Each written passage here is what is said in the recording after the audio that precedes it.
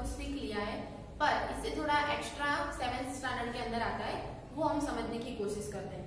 तो देखो सबसे पहले लाइंस के बारे में समझते हैं। तो लाइंस के बारे में क्या, तो जो भी लाइन सेगमेंट उसके बारे में हमने समझ लिया ऑलरेडी, और जहां जहां पर आएंगे वो हम समझेंगे। पर उसके अलावा है एंगल्स।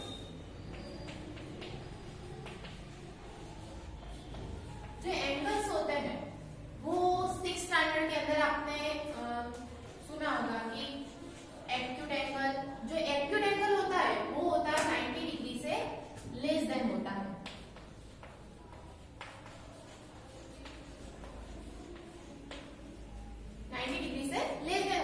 फिर होता है ऑब्ट्यूज। जो ऑब्ट्यूज एंगल होता है वो मोर देन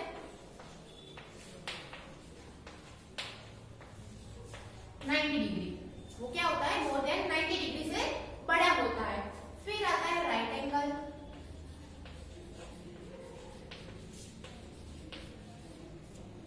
तो राइट एंगल होता है 90 डिग्री का। फिर है कि स्ट्रेट एंगल।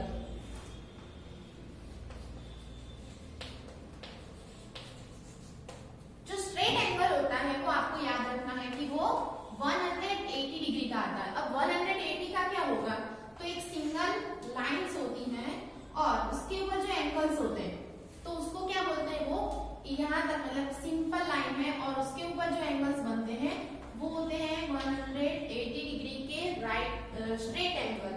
उसके बाद आता है रिफ्लेक्स एंगल।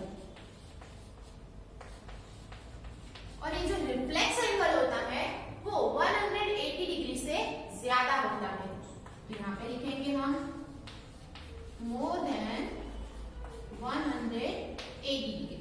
तो आपको इतने तो हमने वैसे भी 6th स्टैंडर्ड के अंदर समझे हैं बहुत कुछ कि एक्यूट, ऑब्ट्यूज, स्ट्रेट और राइट एंगल और रिफ्लेक्स एंगल, इन सब के बारे में हमने समझ लिया और ये आपको सिर्फ याद रखना है। उसके बाद जो एंगल्स के अंदर आता है वो है कॉम्प्लीमेंट्री एंगल।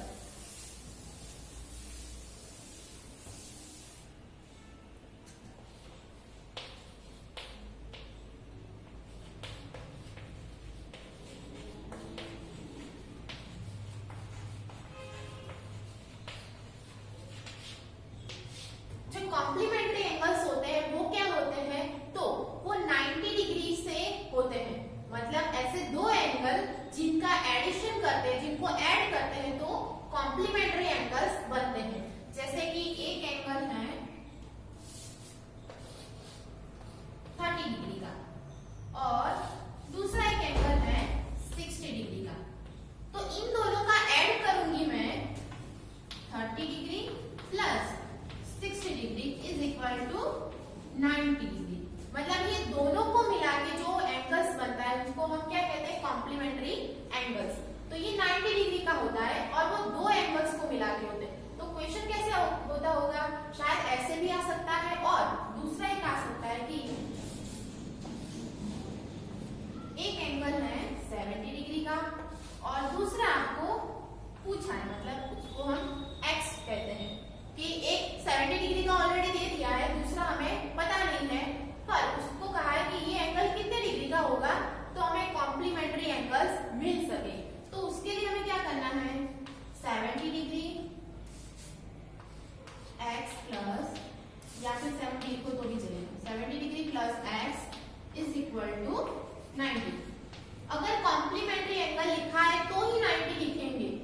दूसरा सप्लीमेंट्री एंगल भी आता है वो जो आगे हम समझते हैं, तो उसके लिए दूसरा होगा। तो यहाँ पर इस तरह से दिया है तो हमें क्या करना है, यहाँ पर x is equal to 90 degree minus 70 degree. Minus क्यों किया, क्योंकि हमने आगे वाले चैप्टर के अंदर सीखा था कि जो इस तरफ होता है उसको ऑपोजिट साइड ले जाते हैं तो क्या होगा, माइनस होगा। 90 में से 70 निकालेंगे तो 20, मतलब ये जो x हमारा है वो कितने डिग्री का होगा, 20 डिग्री का एंगल्स हो सकता है। और ये दोनों मिला के जो बनता है वो है supplementary angle, sorry complementary angle. तो आपको सिर्फ याद क्या रखना है, कॉम्प्लीमेंट्री एंगल दो ऐसे एंगल होंगे जो 90 डिग्री से बनते हैं। तो सिर्फ आपको ये याद रखना है कि कॉम्प्लीमेंट्री 90 डिग्री से होता है। ओके, अब देखते हैं सप्लीमेंट्री एंगल।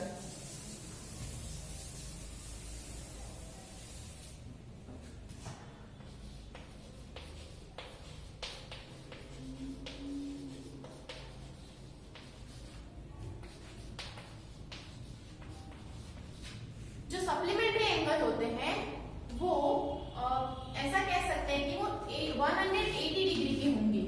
तो एक एंगल हम लेते हैं 100 डिग्री का, दूसरा एंगल है 80 डिग्री का। तो ये दोनों को मिला के 180 होंगे। तो ऐसे भी इक्वेशन आ सकते हैं 100 plus 80 degree is equal to 180। तो पूछेंगे क्या ये दोनों एंगल्स को मिला के सप्लीमेंट्री एंगल बनता है? यस। अगर नहीं बनता है तो नो आएगा। एक इस तरह से आएंगे क्वेश्चन। और दूसरा है जैसे हमने आगे वाले कॉम्प्लीमेंट्री एंगल में समझा था कि कोई भी एक एंगल हमें यहाँ पर दिया है 80 डिग्री का, सॉरी 70 डिग्री का, और दूसरा एंगल है वो हमें नहीं पता है, वो ढूंढने का बोला है। तो यहाँ पर वही करेंगे हम 70 degree plus x is equal to 180। ये x हमें फाइंड करने का आएगा। तो अब x इज इक्वल टू 70 को उस तरफ ले जाएंगे, 180 minus 70 degree is equal to 110। तो ये जो दूसरा एंगल होगा वो क्या होगा आपका 110 डिग्री का। आगे समझ में इस तरह से क्वेश्चन आपके आएंगे इस चैप्टर के अंदर। ये दोनों हमने देख लिया। अब देखते हैं एडजेसेंट एंगल।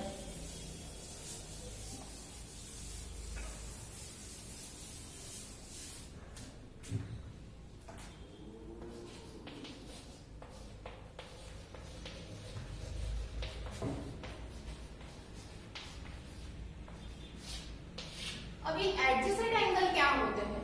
तो उस एंगल के अंदर आपको तीन ऐसे पॉइंट्स हैं जो फुलफिल होते हैं तो ही वो एडजेसेंट एंगल हो सकते हैं, बाकी वो एडजेसेंट एंगल होंगे नहीं। तो उसके लिए सबसे पहले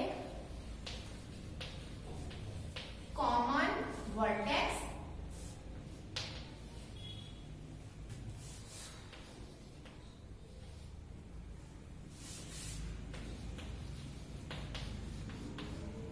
फिर है कॉमन आर्म्स,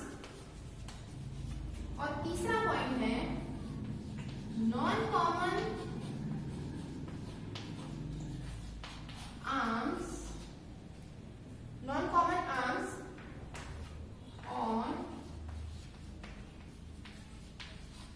ईदर साइड। ये तीनों पॉइंट जिसके अंदर फुलफिल होते हैं वो ही हमारा एडजेसेंट एंगल होगा। तो उसके लिए मैं एक आपको एंगल समझाती हूँ।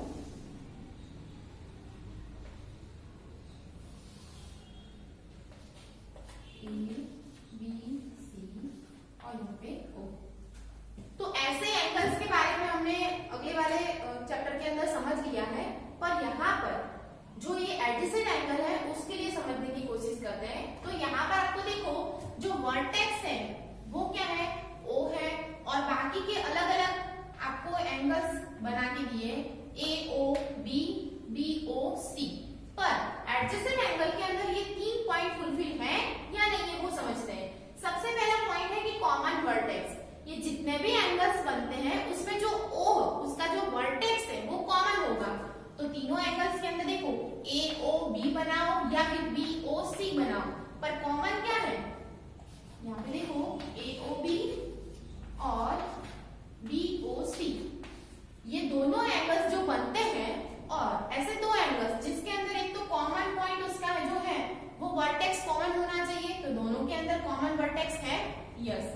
दूसरा है कि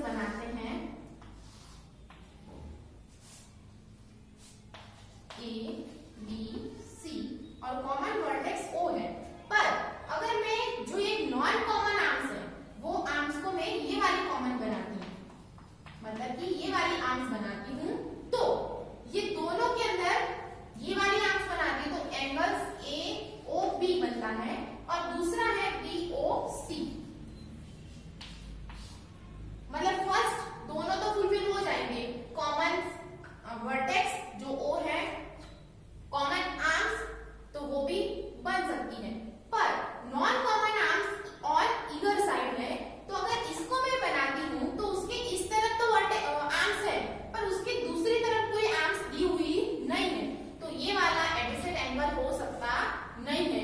दो ऐसे एंगल्स जिनको बनाने के लिए ये तीनों पॉइंट फुलफिल होने चाहिए, उसके बाद ही वो एडजेसेंट एंगल हो सकते हैं, उसके अलावा वो एडजेसेंट एंगल होंगे नहीं। तो आपका सिर्फ इतना याद रखना है, ये तीनों पॉइंट को समझना है और देखना है कि वो तीनों पॉइंट फुलफिल होते हैं उस एंगल्स के अंदर, तो ही वो एडजेसेंट एंगल होंगे, बाकी हो सकते नहीं।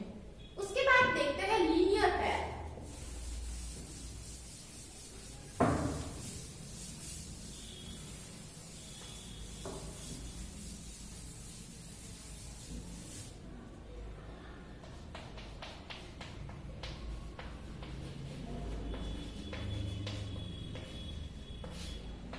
अब ये लीनियर पेयर क्या होता है?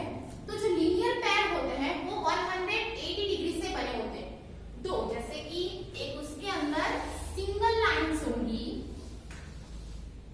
और उस लाइन के अंदर, मतलब लीनियर पेयर के अंदर सिंगल लाइंस होगी, उसके अंदर एक ऐसे दो एंगल्स बनाए होंगे जो दोनों 180 डिग्री के हो, तो ही वो लीनियर पेयर हो सकती है, बाकी लीनियर पेयर हो सकता नहीं है। जैसे कि एक एंगल्स है 80 का, तो ये होगा 100 का।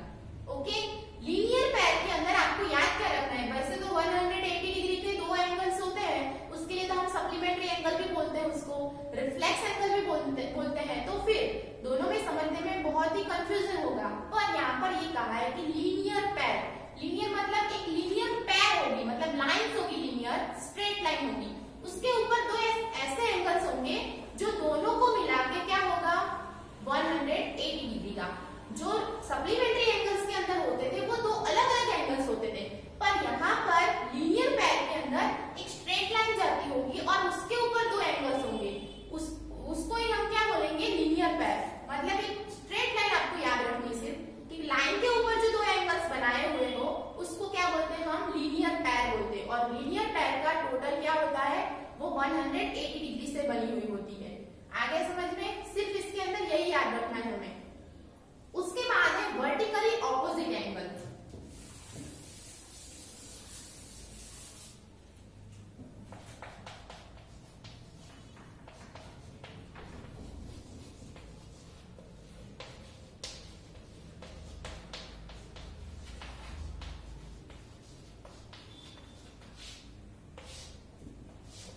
वर्टिकली ऑपोजिट एंगल क्या है? तो उसके लिए एक ऐसा आपको डायग्राम आएगा या फिर एक ऐसे एंगल्स ड्रॉ किए होंगे जो वर्टिकली, ये ऑपोजिट एंगल्स जो हैं, तो ये अगर 30 डिग्री का होगा तो उसका ऑपोजिट एंगल कौन सा होगा? ये वाला, तो ये भी क्या होगा 30 डिग्री का होगा। और अगर ये वाला 90 डिग्री का है तो उसकी दूसरी तरफ वो भी क्या होगा 90 डिग्री का ही होगा। मतलब वर्टिकली ऑपोजिट एंगल्स के अंदर अगर आपको एक एंगल्स दे दिया है और दूसरा पूछा है कि x फाइंड करो उसको, तो क्या लिखोगे? अगर वही है वर्टिकली ऑपोजिट एंगल्स के अंदर एक एंगल 30 डिग्री का होता है तो दूसरा उसका ऑपोजिट जो है वो भी 30 डिग्री का ही रहेगा। तो उसके अंदर क्वेश्चन किस तरह से आ सकते हैं? अगर ये वाला 70 डिग्री का दिया है तो उसका ऑपोजिट एंगल फाइंड करने का बोलेंगे आपको, तो आपको सिर्फ लिख लेना है कि वर्टिकली ऑपोजिट एंगल्स दोनों जो होते हैं vertically opposite angle are equal, दोनों ही सेम होते हैं, इक्वल होते हैं, उसमें कोई चेंजेस हो सकता नहीं है। आपको सिर्फ यही याद रखना है, वर्टिकली ऑपोजिट एंगल दोनों तरफ ऑपोजिट एंगल जो होंगे वो सेम होंगे, इसलिए यहाँ पर कोई कंफ्यूजन होना चाहिए नहीं। ऐसा जरूरी नहीं है कि उसी तरह से बनेगा, ऐसे भी बन सकते हैं। तो जैसे हो कोई भी